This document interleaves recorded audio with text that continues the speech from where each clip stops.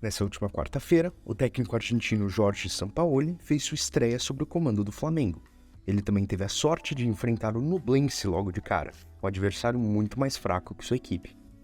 O rubro-negro teve um começo de ano muito preocupante, já começando com a demissão do Vitor Pereira antes mesmo do começo das principais competições. Então era importantíssimo que o Sampaoli já começasse com o pé direito, vencendo o jogo no Maracanã.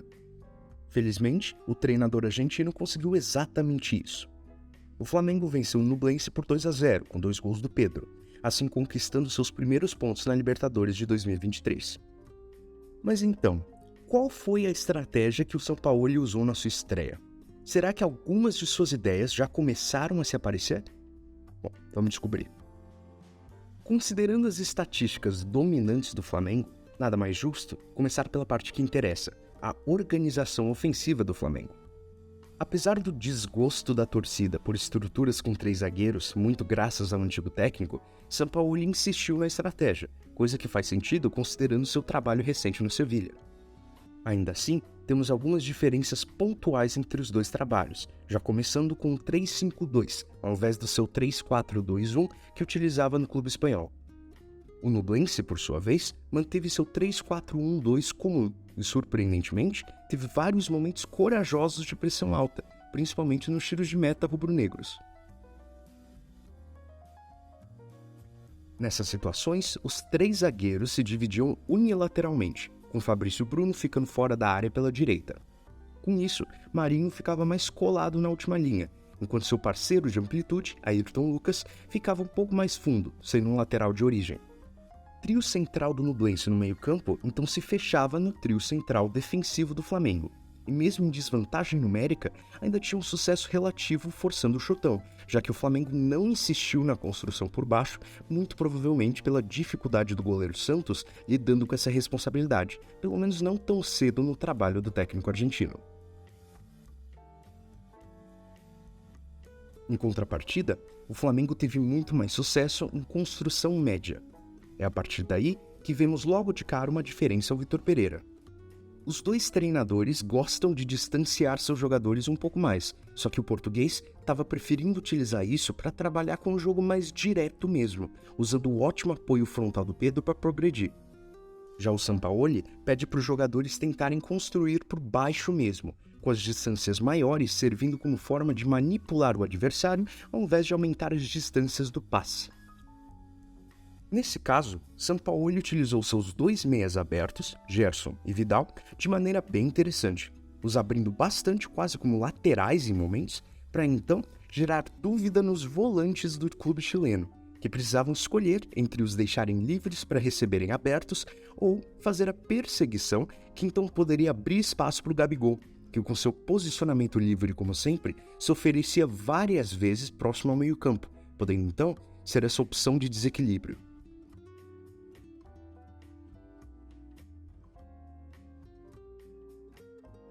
Quando o Flamengo chegava no último terço, os 2 meias abertos então se fechavam mais entrelinhas, com o Gabigol muitas vezes variando entre pisar na área cedo, caso Ayrton Lucas ou Marinho fossem buscar um cruzamento, ou se posicionar entre os 2 meias como um camisa 10, formando um 3-1-5-1, estrutura muito familiar à organização ofensiva do Sampaoli. Antes de falar das mudanças, vamos rapidamente falar da organização defensiva.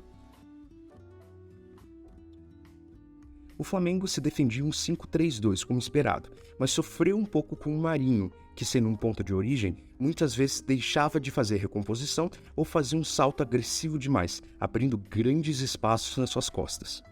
O Nublense não teve a qualidade para explorar esses buracos com perigo. Mas as corridas laterais do meia Juan Leiva tentaram fazer justamente isso várias vezes. Aos 15 minutos do segundo tempo, Sampaoli fez 3 mudanças. Everton Ribeiro no lugar de Vidal, Wesley, o lateral, no lugar do Marinho e Cebolinha no lugar de Fabrício Bruno. Com isso, Sampaoli vai para uma linha de 4 e o Flamengo passa a jogar em 4-3-3, que na verdade se tornava algo similar a um 3-1-4-2. Ayrton Lucas agora fazia saída de 3 pela esquerda, liberando Wesley a ocupar a largura pelo corredor direito. Gabigol, partindo dali, se tornava essencialmente um segundo atacante pela direita. Então, Everton Ribeiro recebia mais liberdade para participar em qualquer altura do campo, sem uma referência zonal absoluta. Contrapartida, Gerson, pelo lado oposto, ainda ficava bem aberto, como na estratégia original, mas um pouco mais fundo, podendo atrair um dos centroavantes ou um dos meias. Isso, em conjunto com a fixação do Cebolinha na linha lateral, alguns espaços acabavam se abrindo para Ayrton Lucas fazer corridas por dentro, de fundo, e até gerou uma chance importante.